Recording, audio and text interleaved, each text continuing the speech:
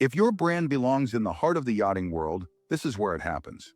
Yachting International Radio reaches over 1 million yachting professionals and enthusiasts every month, with 77 million impressions, 220,000 social followers, and 74,000 podcast subscribers. Our hosts are insiders, crew, captains, CEOs, trusted voices shaping the industry. This is targeted, high-impact advertising in a luxury niche.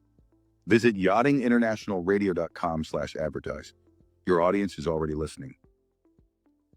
Hi, everybody. I'd like to welcome you guys back to the Bridge Yacht Podcast. These are my guests, John and Tyler Wilson from the company Angelwax. Of course, we come here, we like to talk about new innovative technologies in the yachting community, give new techniques and promising companies a time to come forward and get introduced to our network and to our industry. So with that being said, if you gentlemen would so kindly introduce yourselves and what brought you here today. Yeah, thanks, Alex. I'm Tyler Wilson. I'm with Angelwax USA. I live in Naples, Florida, and I work primarily with exotic cars and yachts. I'm more of a hands-on detailer, installer, and distributor. This is Mr. Hogg, the evil scientist. He's the one who's manufactured everything. So you were the evil genius, sir. That would appear to be me, yes. My name's John. I'm the chemist, oblique, evil genius.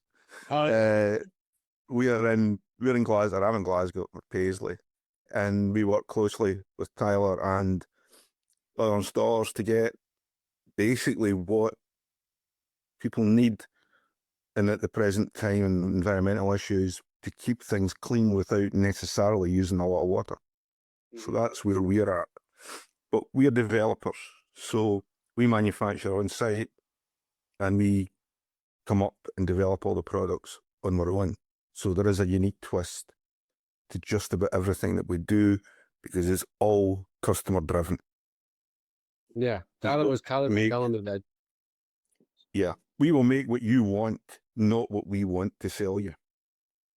That's all you know, and Alex. Yeah. Yeah, I was telling Alex that most people don't manufacture their own products. There's a white label to call another company amongst other companies that are being made. Hey, I need this or that. And it's just a bunch of corporate hoops to jump through. Yeah. Whereas here, if I supply Tyler or anybody else a product, but Tyler product, and Tyler phones me up and says, it's trying too quick or it's not doing what it's supposed to do, within a couple of days, we can spin it round and you can have a product that does do what it's supposed to do. And that is the benefit of dealing directly with a manufacturer. There's minimal hoops to jump through. We can spin things quickly. So it's not done by committee. I get the call, I change the product.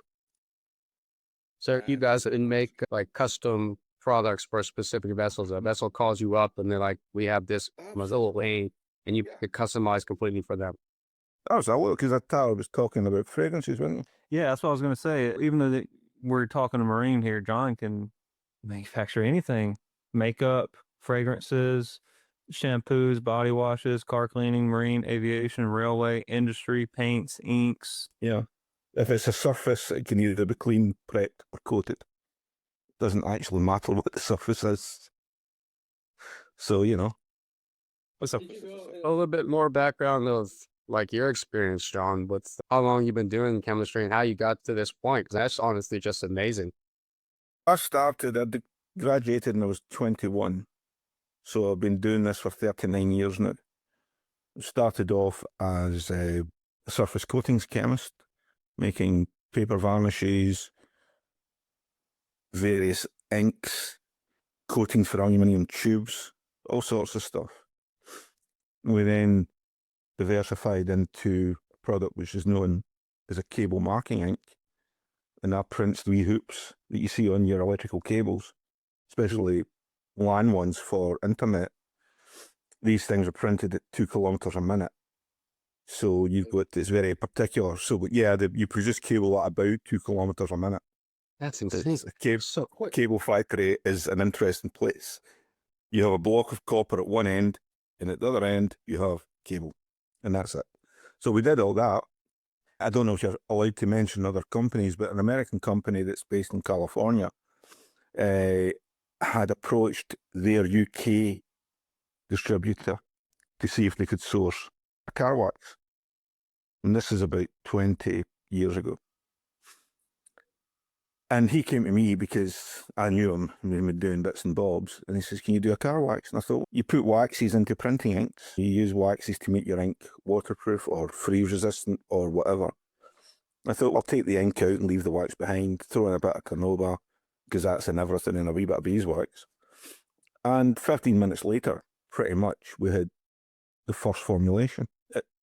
It came out right pretty much first time.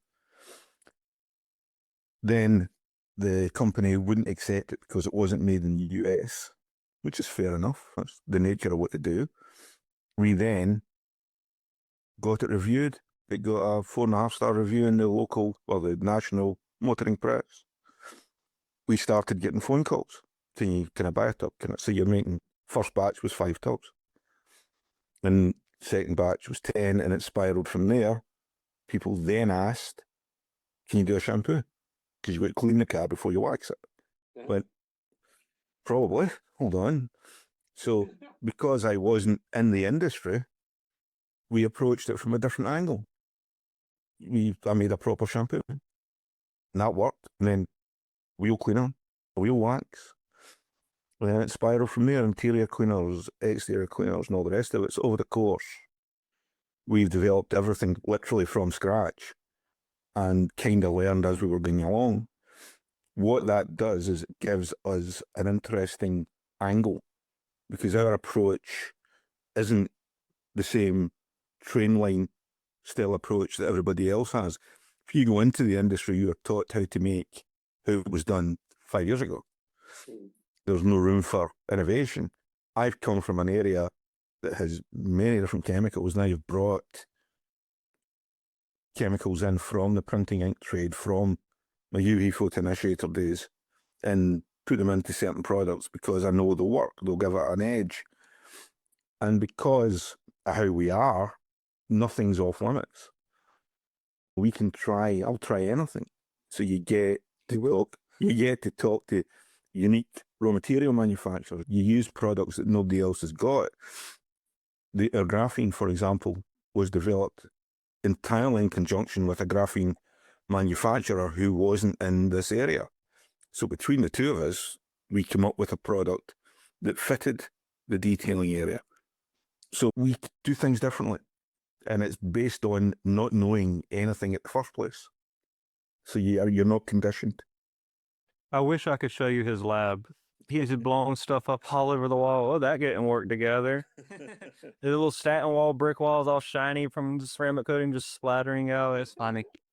Yeah, so we do different things, and because we're different, we sit differently. We don't sit the same as everybody else. And equally, as we said earlier, we can spin products round, and we can make sure they work for the environment if it's supposed to. The coating, ceramic coating being case in point, initially it wasn't much use for the Florida conditions, the high humidity, the high temperature. It was fine, I understand you're in Palma, it was fine for Europe and the European marinas because it's dry heat, but it didn't help Tyler with the humidity. So we rejigged the formulation and got it to work, and it so works well in other environments. But we can do that because you talk directly to me.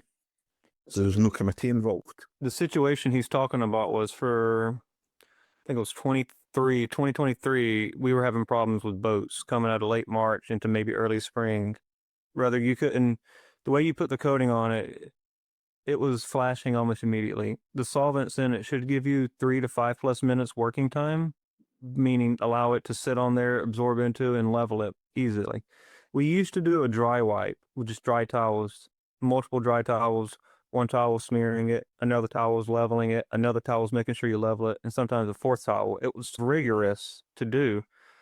And the process I did was we would polish it, we'd get everything ready, and we would either wash it that night and get it ready for in the morning to where we just come in a solvent wipe and coat, or we would wash it in the morning, solvent wipe and coat. Either way, there's still this moisture from either the pressure washer or the dew left overnight that the gel coat has absorbed.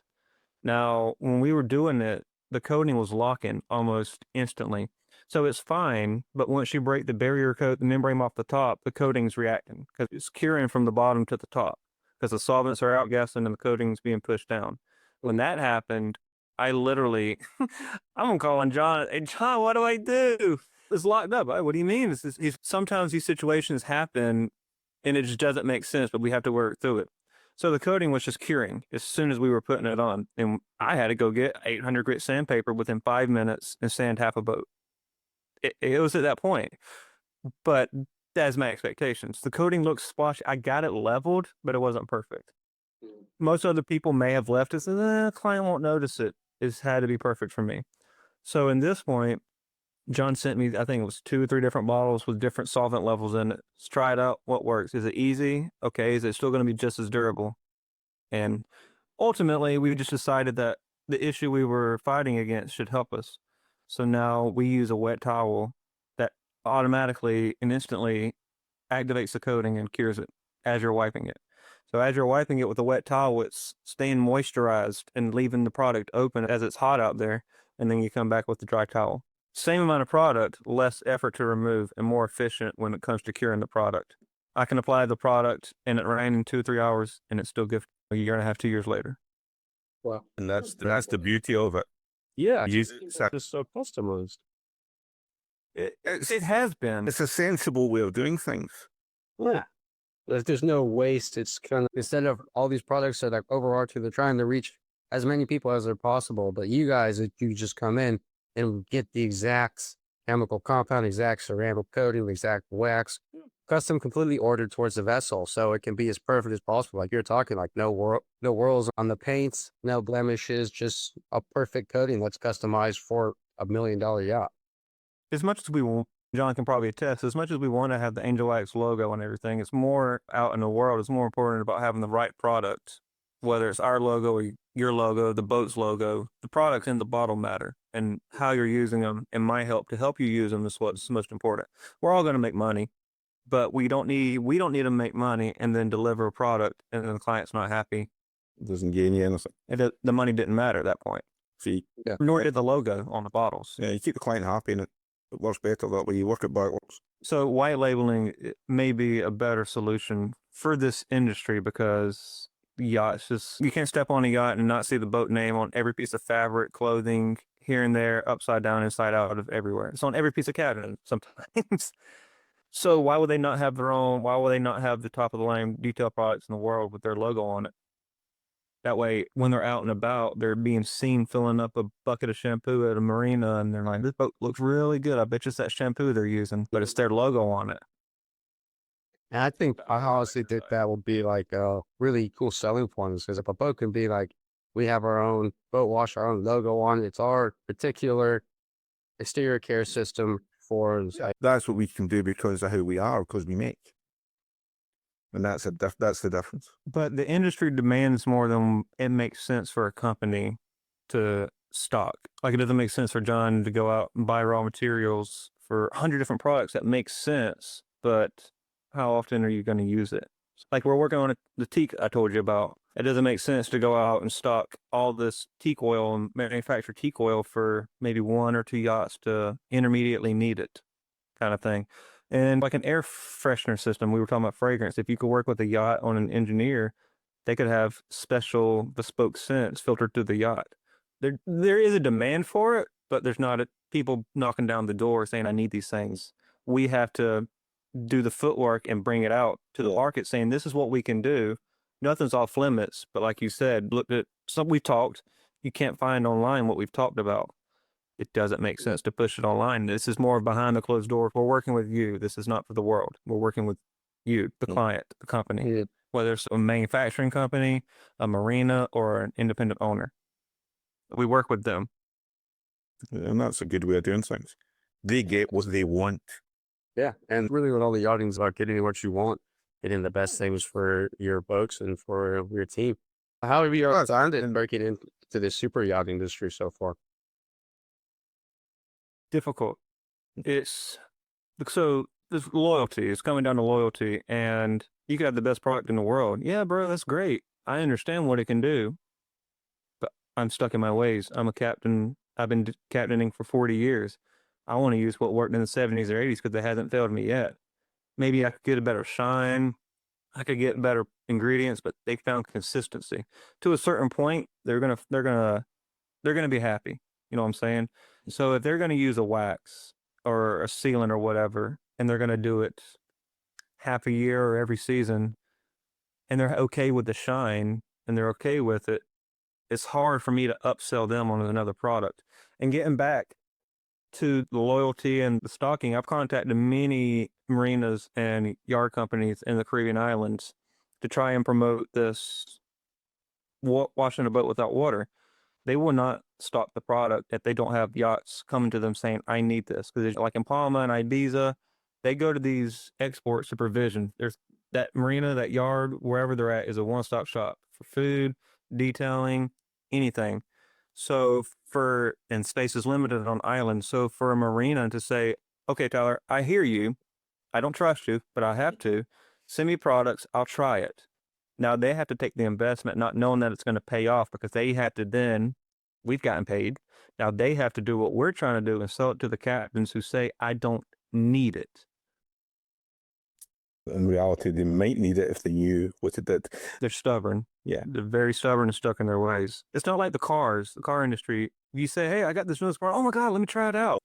In the car industry, they will break loyalty like nobody's business. In the marine industry, I respect it. It's a challenge. It's fun. But I respect the loyalty to a certain brand or people. I wouldn't say brand. I trust your word. Yeah. If Angelwax went away, I trust Tyler and John to sell me the next best thing they're coming out with. Brands are irrelevant. The people are what matter in relationships. Oh, absolutely. In this game, as Tyler said, and the car game is different. It's whatever's new and shiny. Yeah. And that's the thing. It's a $500,000 Ferrari, don't get me wrong. It's pennies compared to a $100 million yacht. You have no room to screw up on a yacht. If you put the wrong product on a yacht, all right, Tyler, it's $5 million to repaint, plus all the down payment and the lawsuits coming with it. The downtime. The guy with a Ferrari is going to pay me to do it. He says, oh, well, you come charge me $3,000 for my Ferrari. Dude down the streets offering 10-year lifetime warranty and all this other crap, $1,000, $1,500. Have at it, brother. And they don't care. All right, I'll see you. I'm breaking my 5-year, 10-year relationship with you over money because it's the newest, bestest thing. And they think they could get a deal because they can bring their Ferrari to a new buzzword. And like ceramic was the biggest buzzword. Now graphene is the newest buzzword, and triphene and all this other shit that doesn't really matter. And John will get into you about why that doesn't matter, about how people sell the ceramic coating. Then now it's a graphene coating, but a graphene is not a ceramic. Yeah. And John will tell you. And graphene doesn't stick to anything. So there's no such thing as a graphene coating. The science is science. Yeah. Can't debunk. What is graphene coating? Well, Let me go get some stuff. I'll be right back. no, what we do with the graphene is we use it as a performance additive. That's the best use of it. So you take something that's really good, put a bit of graphene in it, not a lot, and it becomes even better. And that's how we use it. That's how it should be used. Because graphene on its own won't adhere to anything. It won't bond. You blend it with a proper ceramic, then because carbon and silicon are very similar chemically, the graphene bonds to the silicon, and the silicon has bonded then to the boat. So it becomes part of the boat. So the graphene is actually attached to the silicon is attached to the boat. And that's chemically how it all works. Yeah. So it's a slightly different beast, but it's a buzzword. And Because AI is. oh yeah, don't get me started on that. I see huge benefits in AI, but I also see people depending on it, and that's dangerous. Oh yeah, Don't. because I'm working in that now. Like I'm developing a platform that we're doing to help sell and promote products like yours and whatnot. But it's then I look into it and you see all the people saying, "Oh, AI agentic processes. AI does this and it does that." It doesn't. It doesn't. It's very. It's only as good as, from what I can see, it's only as good as what you put into it. And then you've got to constantly refine it. Yeah, it's just like I believe in this. It's just like a child at this stage, and so it's just needs that constant attention to grow in the proper form and develop. You can't ask your kid to run a marathon when it's like 2 years old at the moment. No, you can't. No, but that's how I see it. And as I say, the graphene itself chemically is very interesting, but it has to be used properly. And you can't just throw graphene into anything. You get graphene oxide, which is very common, very cheap. You get reduced graphene oxide, which is again common and cheap, both of which aren't top notch. They're water susceptible, they're not brilliant. I use a nanoplatelet dispersion, which is a slightly different beast. And mine's is, if the platelet's more than 6 atoms high or 6 atoms thick, that's what I'm looking at. So we use something that's very tightly dispersed, very tightly controlled, and the particle size is such, it's nano scale, but the material fits in with all the rest of it, so it's very tight. So we use different product, different raw material, different style of raw material, but it's been developed for our purposes. But it'll work in a coating, it works in a detailer. Oddly enough, it'll work in a shampoo, but only to make it slick. In use, it's pointless in an upholstery cleaner, it's pointless in a leather cleaner. You can't just throw it in and all of a sudden I've got a graphene this or a graphene that. It doesn't work like that. What's this? Yeah, the Atomic shampoo. Okay. Yeah, so that's graphene shampoo. That's right. Yeah. So our company, Enigma means ceramic, atomic means graphene.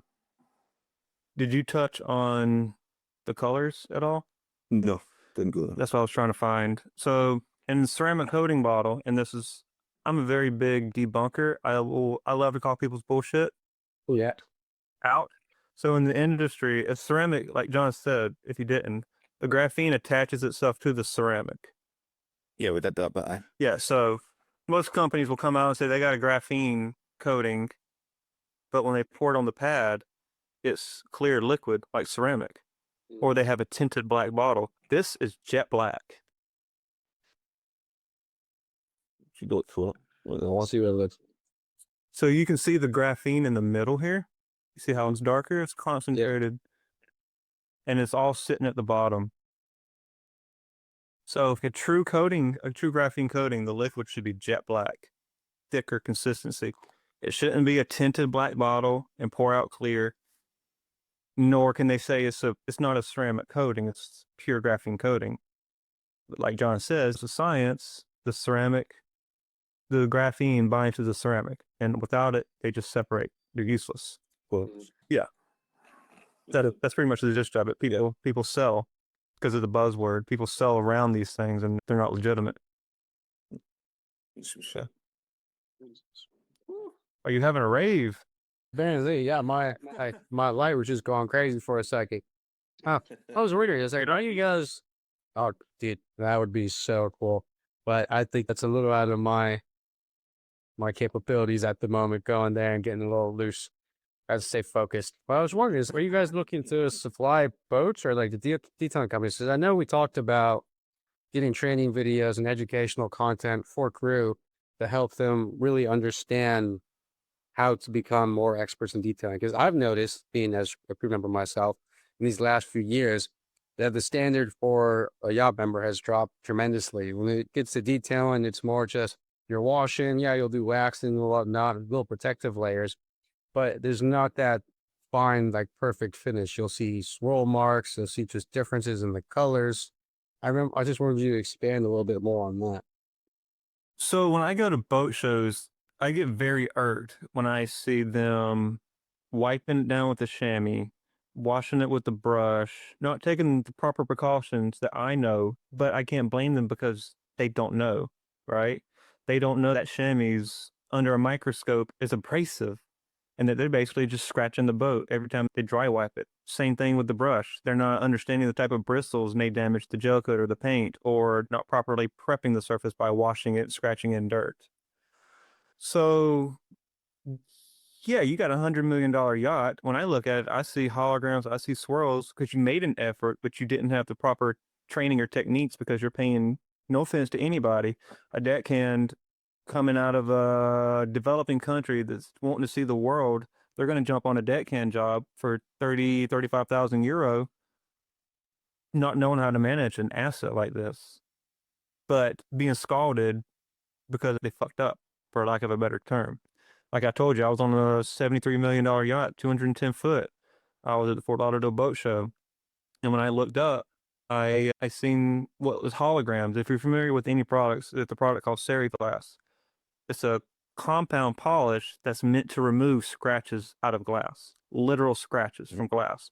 He had water spots on the what he thought was glass on the sun deck. It's a train lens, double-sided plexi type material. He did irreversible damage to it, and I tried everything in my power to help him. I remember seeing that. Yeah, Captain fired him 2 days later. Yeah, I remember. Because he was trying to take care of the boat and do his job as a first officer. But nobody told him. Nobody told him. He didn't know the material on the boat enough, I feel like. Nor did he know the product he was using. Nor did he have the right machine. So there's just several things that I see. Like I could look at it, I could tell the story. I could see which way he polished every time he went left, right, up and down, where he stopped and started, where the product is. The scratches are heavier because that's where he had most product at. So that's how I look at things. And yeah, there's more of a need to beef up these, for lack of a better term, these assets. Because education is most important. I agree. Education. Even from the crew's perspective, I think crew would feel empowered knowing that there's more to learn, that, wow, this is actually something to take serious, not just, let me just do my job. Because if they have proper training, I think then we can start creating a higher marketplace for these. So if you're starting out, if you're 18 years old, 20 years old, and you're making 30,000 euro a year, you know nothing. Then if you come to us and we help you, sooner or later, you're going to be worth 35, 40, 50K. But then you have to sell yourself at that point. You have to show that you've worked with us and this is what you've done, how you took over a position and made it better with our products. And now you have the education to back it up. And now you're worth more to that client. Yeah. Same thing for inside, for stewards and everything. We have products. I can't tell you how to make a bed or how to vacuum properly, but we have the products to elevate your experiences, get it done faster, be more efficient. You can coat the carpet, brother. You can coat every piece of fabric inside of a yacht. So if they spill wine and have a great time, it's just going to sit there and beat up long enough for somebody to come dap it up. And if it did penetrate, clean and recoat. Yeah. Instead of replace. So various things that can be offered. You go more into those interior products, because I know some of the stews that are listening would be interested in knowing the more efficient way they can clean their vessels and better upkeep the inside of them. So I'll do you one better. So we have a product called Crystal. Over time, it's a ceramic brightwork cleaner. So all your high gloss finishes, your glass, your chrome, your brightwork inside the yacht, your handrails on the outside. On inside, it will help. It looks immaculate. So when you walk in, everything's gleaming like they just took the plastic off and installed it. It will always have a ceramic protection on it. And over time, the fingerprint residue will stop. Like I could take my thumb and try and make a smudge. Sometimes it doesn't make a smudge. Yeah. So after time, it builds up on it. But also, John could potentially work on some, I wouldn't say disease, but that constant bacteria fighting products. Yeah. The probiotic type. Antiviral. So in the galley, On the galley or anywhere where there's damp or even anywhere where there's carpets, because there's a probiotic system, it stays in the fiber of the carpet, but it's constantly working. to fight bacteria, diseases. Bacteria, odors, everything like. So if you cook chicken, seafood, you're cross-contaminating it, and the stew didn't, you as a chef grab the chicken for whatever reason, lapse of memory. Now you grab the plate. Now the stew's taking the plate. Now it's got uncooked food, just a random thought, uncooked food on it. And now they're taking that there to the guests. Now you have this whole chain of people who have now just gotten in contact with sickness, illnesses. Yeah, and then you can, as I say, you can do hand gels that will stay on for 4 hours, which will contact killing those viruses. And you're all applying to like. Well, actually, I've never heard. Because you're saying used to just hearing, clean it all the time, make sure it's disinfected all the time, use the same products. But if there's something there that our products do, this can be fine. They just help you and you're improving your efficiency. You're almost putting on a micro sponge, and what happens is over the course of the 4 or 5 days it lasts, the sponge leaches out the antibac or the antiviral, but it's all nano scale, so it just, you don't see it, you don't feel it, but it's there. I used that technology in a couple of churches where I stay over COVID to allow the churches to stay open, so there was no contact transfer, and I didn't have one case of COVID over the 18 months or so that were related to the church and contact issues. So we can do all sorts of things. It's a question of getting the feedback and making people aware, as Tyler said, of what's possible. Because if we don't have it, we can create it, but we do need the structured scrutiny behind it to make it better. Tyler, this is a great idea. This doesn't work. What I'm doing now is faster and better. I like the idea, so let's change it. Yes, we can do. We offer that set of service. And again, wherever you are in the world, we'll have something to you within a week. Not weeks or months. Yeah. Nope. So that's how we do it. If I got to fly out, just so be it. Somebody will fly out in person, will come rectify it. Yeah. To where if I'm not able to do it, then it's down to a product issue. Not just, okay, maybe you're not understanding it right. Maybe I'm not understanding how you're doing it.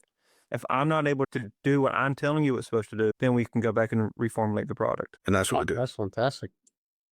This is really interesting. It's just the complete science behind not just understanding it with use. How do you design something at the nano level? That's what I'm most curious about understanding. I know lots of really clever people. And when you buy off a certain, I'm buying raw materials and I manipulate the raw material to formulation, but I also know the professors or the doctors in these places.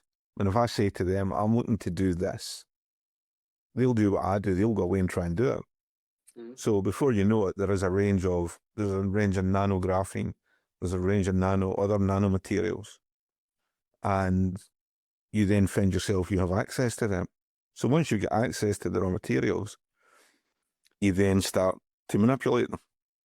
And then that's where you go, oh, I quite like that. That looks good. I'll ping it to Tyler. Tyler will get it tried. We'll get the feedback. Well, that's not bad. It needs to be this. Fine. So we bend it. And that's what we do. So it's a combination.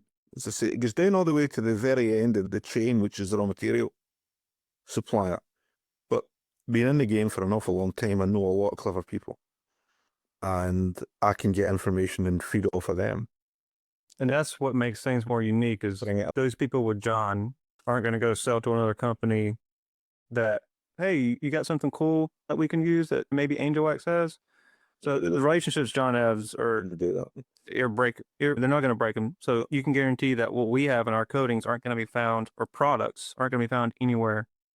Anybody else now in the rural? Now or then. Because we're taking material from other industries, as I said earlier, that most people that develop product in this industry haven't, not so much access to, but wouldn't know where to start. Because it's not in their, I hate to use the word lexicon, but it isn't, it's not in their area. So that if you don't know they existed, you can actually access them, then you make the same thing as you always made as you go down the line. Turtle wax, for want of a better term of phrase. No, I'm not turtle wax for a minute. If we were as big as turtle wax, it'd be great. Turtle wax did a great job, but it's quite generic. And not much innovation goes on. But they're brilliant at what they do. And I think you guys are like at the innovative threshold where it's, you've seen what's in the past, but it's like with technology, the way it's developed and the way it's gone, is like there's no stopping it. It's just you need the yachting tech hard market to break into the place. You guys are You're trying to offer something unique. Yeah, it's completely unique. It's something that's not been able to be done on a mass scale before. And then, as I say, you get to the point where ecology-wise and marina-wise, as Tyler tells me, that water is becoming harder and harder to use. And then you have the Waterless product that we're looking at, which doesn't use any water at all and works on a slightly different chemical direction. Have I done something wrong? No. And that one works completely differently. It's a combination of absolutely old technology, but tied in with absolutely cutting edge with the ceramic side. And it's a blending exercise of very old and very new, and it works. and you don't use any water, and you can clean, and you don't scratch. So that is, again, it's developed. When Tyler comes in and says, you know, you've got all these marinas saying that it's going to cost you a fortune to buy the water. You can't wash in the marina itself. You've got to take the boat out and all the rest of it. And you get a whole raft of ecological issues, especially in the Caribbean. Washing without water, and it literally is a waterless wash. Waterless, not rinseless, where you may need a little bit of product to cut into a big section of water. Apply, dried, wiped off, job done.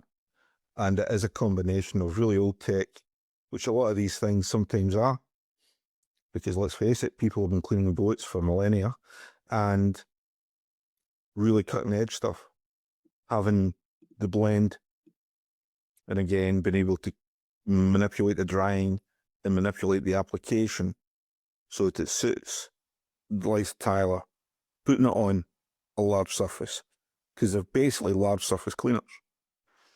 We have large surface coaters as well, where you can coat a wide area or something, but that does involve water. That's our spray and rinse job. We can disclose some of the other things that we put it on, right? Like aircraft? It goes on aviation, goes on rail, vehicular. It's going to take a bit of time to persuade these people that's the way of it, but aircraft and rail for definite are the two areas where we are using it. The marine side, however, I think is the area where it might just, the rail people, to say how we did the first trial, we did the trial and the idea was, it was going to be done in the siding. So the train was going to be pulled off into siding and they were going to do the trial. No, they decided not to do this. They brought it into the platform at Marylebone Station in London and then told the press and all the rest of it, we're now going to clean this train. So they cleaned the train on the platform in front of everybody with no water. And everybody went, wow. So that's what they did. That terrified the life out because I was watching it from the crowd. I wasn't there as I happened to be there at the time. I was doing a car show at the time. And I was sitting watching this going, God, this better work. And we're selling it with product going out the door today. So these things are looked at. They work in caravans, RVs, anything that's fiberglass, gel coat, whatever. Trains in the UK tend to be wrapped. So these are on wraps. And it doesn't affect the wrap. So it's all encompassing. It can do most things. And again, the spray rinse coating, which is really good maintenance coating, can be done as well. That involves minimal water. If you've got to spray it on and rinse it off, and the action of the rinse levels the coating, then you just let it dry. You don't buff it or anything. So there are lots of other things available, but it's, as Tyler says, it's making people aware. Like we can do. We can talk your ear off, but when you see the products, it will make sense. When you feel how slick something is and how shiny, how smooth and effortless it was. Honestly, sell you the feeling. I can sell you the product, but once you use the product, it's a certain feeling that overcomes. I may have the best thing for what I'm trying to do in the world here. People really do feel like that. So it's the way forward, I think, because if you can save, and the rail companies in the UK have saved millions of gallons of water. So on a super yacht, they saved an awful lot of money as well. On a super yacht, it's anywhere from 3,000 to 7,000 liters of water per wet wash, and if they're washing it down once a week, four times a week, or 4 times a month, and then they're paying for water at the dock, or they're having to go offshore, use water on board, fuel to go out there, anchor out there. If there's an anchoring fee, there's that, and you still have the crew that expect the money and need to keep busy. And if you're doing a wet wash, you're going to start from top to bottom, so you can't do any outdoor deck activities because if you're below them, you're just going to get soaking wet. Now you have to keep them busy in another way. And I'm sure you know about water spots. They're my best friend. Everything with water is going to spot. Spots everywhere. Oh, miss a spot. It's just looking you right in the face. It's just like, but done. Same the client season, get onto that water spotted handrail. And so can you tell me, I remember you showed me a video about when they were cleaning the side of, looked like a train, and you got all those exhaust fumes off. I was thinking it was the slag. iron. That's iron? That's rail iron. Yeah, that brown, bronzy, black stuff is well dirt and grime, but also railway. The iron. You think your product could work with exhaust, say on the aft near the generator exhaust, those fumes that get onto the boats during charters. Perfect. It's taking away aviation exhaust fumes for over 100 hours of constant use. It's like it's cake. We do have a product. I'm looking at it. It's called gel coat cleaner. It's a certain acid that John has that's biodegradable, but it still involves washing and spray it on, let it sit, and then you're going to put it in the water. That's an alternative, but this other product, yeah, it will, because there's light abrasives in it. So it's a solvent cleaner, there's abrasives in it, and there's ceramic protection, and in one product in one step. So you're doing all of these steps in one time. So your exhaust stains should come up pretty easy. And if not, you can put a chemical on it, wipe it away, and then dry wash it. There are always ways. So what's your guys' plan with the unveiling of this new washing product that shall not be named at the moment? I think we should maybe come to Palma. And, I'm sure there's some big there. And just back from Hey, what'd you think of Mallorca? What are you doing here? Oh, it was just an holiday. Yeah, oh, it's a great place to holiday. Where you at Aloof? no, it's Sarcoma. Magaloof's not necessarily me. No, I was up in Sarcoma, Calamalora. This island is perfect. Not the weather's at the moment, but It's got everything. It's got everything. It's got the deep water. It's got the mountains.